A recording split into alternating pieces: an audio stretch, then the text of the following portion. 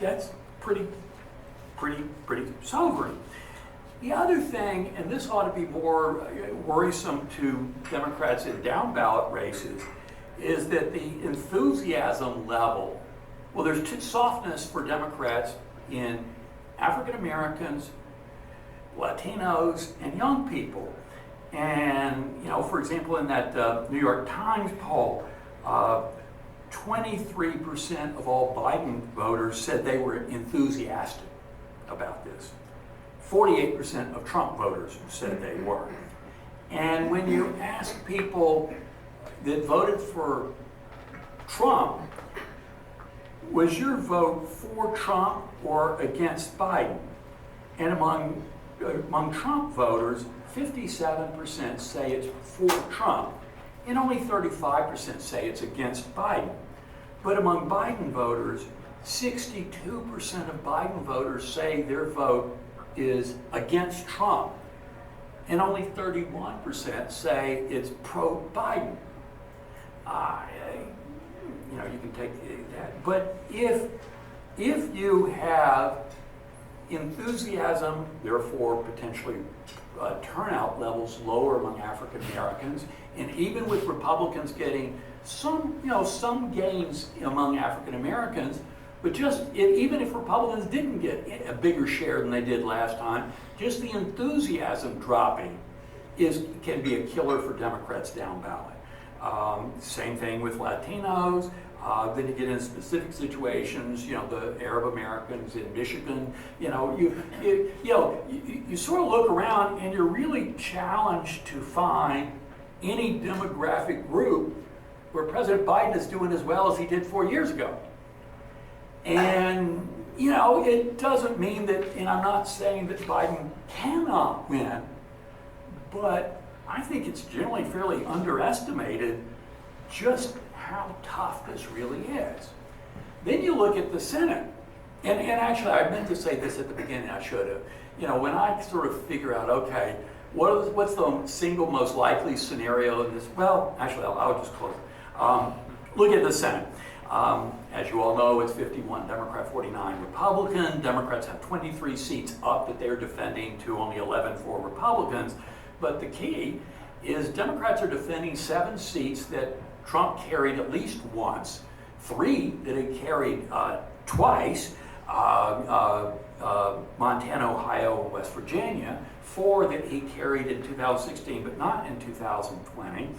And that this is a class of Senate seats up that in 2018 they were up last. That was Trump's midterm, which was not a great year for Republicans. When it was up 6 times, 6 years earlier, it was Obama's successful re-election year. 6 years before that was 2006, which was George W. Bush's second-term midterm, which was a horrible year for Republicans. So this is a class of Democratic Senate seats that's had real easy time. And now they're up at a time that's just sort of not so easy. And the key question is, and my wife is trying to get me, Duffy knows Lucy, is trying to get me to stop using the term wacko to describe certain kinds of candidates on the far left and the far right. And so I've started embracing exotic and potentially problematic. and you just saw in case after case, actually I'm going to let me go off on a slight tangent for a second. The narrative that a lot of people buy into for 2022, why did Republicans only pick up 9 seats in the House when they were expected to do much better? Why did Democrats actually pick up a seat in the Senate, go from 50-50 to 51-49? And the popular notion is, well, after the Dobbs decision, millions of pro-choice voters rushed to the polls in 2022 and voted for Democrats, and that's why Republicans didn't do so well. Which is, it's a good theory. And the thing is, we did see elections like that. That Kansas vote was the first one, and the Kentucky governor's race last year. There was a vote in Ohio.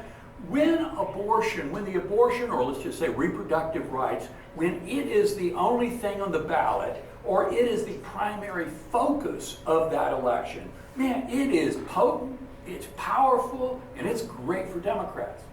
The problem is, when you lop it into a pot with all the other issues that are out there, it gets diluted a lot.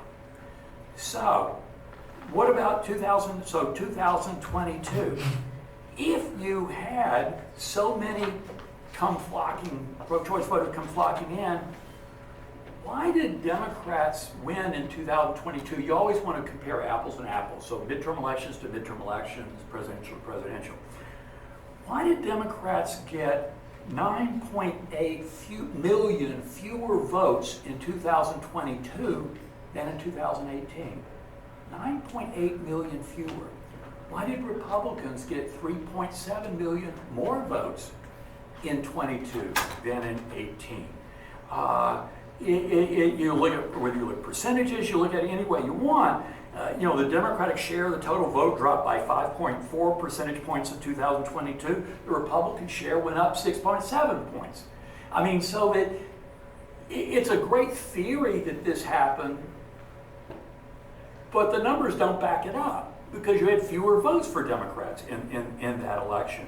What did happen was that in about 4 key Senate races in Arizona, Georgia, New Hampshire, and Pennsylvania, Republicans nominated by exotic and problematic kind of candidates. In other words, in a lot of these, if Republicans had nominated a potted plant, they would have had a good chance of winning. But no. 4 Senate races, those are 4 governor's races, Arizona, Michigan, Pennsylvania, Wisconsin, about 4 Secretary of State races in Arizona, Michigan, Minnesota, Nevada, 4 AG races, Arizona, Michigan, Nevada, New Mexico, about 8 congressional races where it's not that people were looking to vote for a Republican, it's just, I can't vote for that crazy SOB. I mean, they're just too, it's just, they use the happy days, they jumped the shark, They just went too far. And so that's the question in this election is, do Republican primary voters get over their skis and nominate some people like that or not? And keep in mind, in those Senate races, you had, Blake Masters in Arizona and Herschel Walker. Well, Herschel Walker didn't have a primary. He just kind of was anointed. But Bolduc in New Hampshire, Dr. Oz, that these guys won their nominations over Mitch McConnell's dead body. His super PAC, Senate Leadership Fund, spent a lot of money trying to steer the nomination to someone that could actually win. So, it wasn't, primary vote. Or my other example is Georgia, where you had 9 Republican statewide candidates, 9. And Republicans won 8 out of 9. But Herschel Walker 9, And so, that was just kind of a good example where, if they had not nominated a potted plant, they probably would have won. So that is sort of the big variable. Now, the House comes out of 2020 with Democrats lost seats but had a 6-seat majority. Come out of 22, Republicans gained 9 seats but only had a 6-seat majority. The House is close. It is closed, was closed, will be closed. Who the heck knows? Could you, if you're going to split hairs, you might say Democrats might have picked up 2 or 3 seats on redistricting, but in the big scheme of things, there'll be lots of things going on, so who knows? So when I do the scenario, what are the most likely, least likely scenarios, what I come up with is the most likely single scenario is Trump wins, Republicans take the Senate, and they narrowly hold on to the House. So they do a trifecta. The second most likely scenario would be Trump wins, Republicans take the Senate, but Democrats pick up a handful of seats and enough to get a majority. That would be the second most likely. The 2 least likely scenarios, Democratic trifecta, or any other scenario that involves Democrats holding on to the Senate. Because, obviously it's 51-49, Republicans are going to get West Virginia, so effectively takes it to 50-50, so that if Trump wins, they don't need to win anything. They could lose Ohio, Montana, Wisconsin. I mean, they can lose the other 6 that Trump had carried at least once and still get a majority. And to the extent they win any of those, then their majority gets bigger than 50.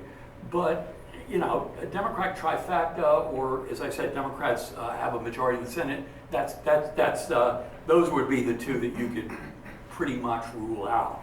So, you know, obviously this matters for governing, and you guys, you know, you have to deal with whatever hand you're dealt. But that's why I think that as weirded out as a lot of Democrats are, quite frankly, I find very few that seem to understand just how bad this looks.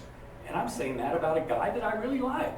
So anyway, that's kind of where we are. Well, let's just stop and open up for questions or comments or accusations.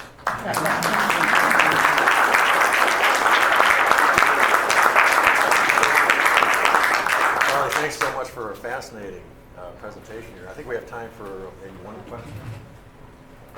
So let me get to brass tacks. For the record, you seem the most engaged person. I don't know who the hell you are, but I know. There are many things where I don't know. You shouldn't be a poker player. That's all I'm saying. So a lot of the people in this room are FCC lawyers. The candidate that you're saying will take the White House has said on more than one occasion he wants to get rid of the FCC. Does that mean they all lose their jobs? You guys are paid to know things like that. I don't. You know, I mean, no, I'm not. I'm not a policy person. I'm not a substance person. I just call balls and strikes. But you know, and The answer is no. I have been known over a glass or 2 of scotch saying I've never wanted to be more wrong in my entire career, but I would only say that over some scotch. But this is what it is. Charlie, we have one more question. Yeah. So if you're advising Democrats, By the way, we moved to Maine, and one of our local affiliates is a Texas station. that's great. There we go.